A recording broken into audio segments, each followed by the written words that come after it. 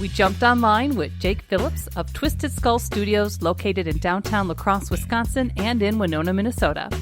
Jake talks about how he got into tattooing, his artistic influences in the genre, what to expect when visiting the studio, and a new line of hot sauces he wants everyone to try. You can find more conversations on our website, lacrosselocal.com. I'm Amy. And I'm Brent. And this is La Crosse Local. Jake Phillips. I was born in Spirit Lake, Iowa. I don't know, man. Like my stepdad, when I was little, he had a tattoo on his, like a dagger on his sternum, and I just thought it was sick. I don't know. I always just liked tattoos. And then I got one. I think that's probably my biggest influence. I finally got a tattoo on St. Patrick's Day in '94 at Your Coup Tattoo in Minneapolis. And then after that, I didn't get a tattoo for a long time, and probably a couple of years. But then after that, it was pretty much downhill, like downhill, uphill, whatever you want to call it. I was a piercer. I worked at Mind Altering for, a little while. But basically the reason I started piercing is because I wanted to get my foot in the door to start tattooing. I worked at Mind Altering for 11 years, tattooing there. I've had the shop here now 9 years. January will be 20 years I've been tattooing. Visiting your studio before, it's not only just a place to grab a tattoo, but it's also, you have your own personal artwork up. What are some of your artistic influences? I think a lot of it comes from definitely Japanese styles are influenced in my work a lot.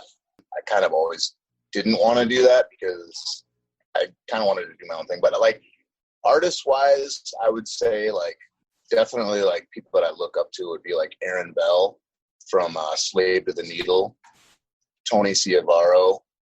He owns Stinky Monkey, and Greg Larson from Kenosha. He owns Black Pearl Tattoo.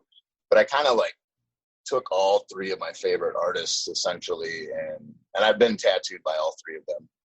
I kind of mesh the new school with the Japanese sort of, just because it's my own style. I don't like copying stuff.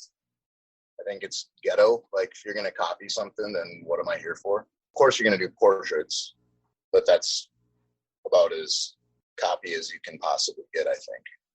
In some ways, do you consider yourself somewhat, you talked about twisting artistic influences. Are you somewhat of a traditional artist in your themes, you think, in terms of tattooing and what you create, kind of the wild and out skulls and koi and things of that nature?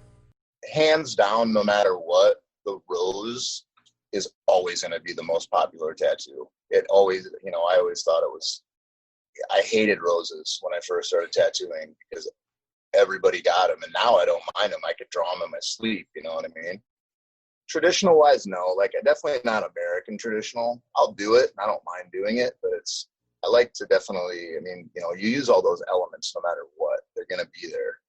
That's why American traditional is American traditional. It started on seaboards, and you're getting anchors. It all came from sailors, and then it all got transitioned over here from Ed Hardy.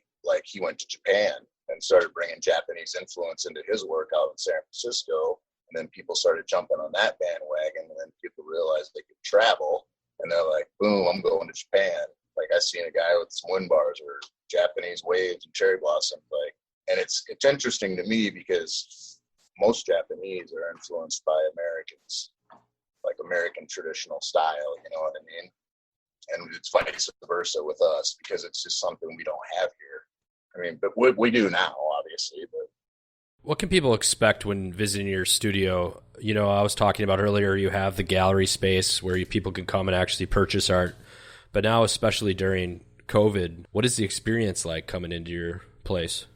The shop's always been pretty mellow, but I think it's more of a private studio, which I love.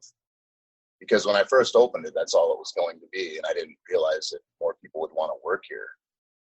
So, I knew people would eventually, but that wasn't ever my plan. I always wanted to just have my own private studio and just do my own thing. But I have a big enough space, so it works out. But I would say definitely it's an art gallery.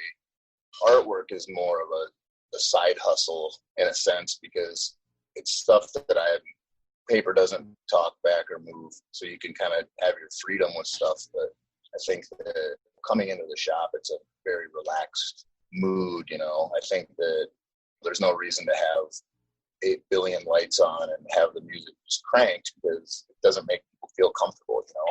That's the whole goal, is making people feel comfortable. I feel like if they're in that position, then they're going to be able to sit longer.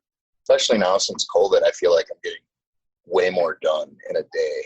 Basically, you come in, you're obviously everybody's hand sanitizing, and that's galore. Masks. It's even more personal than it used to be.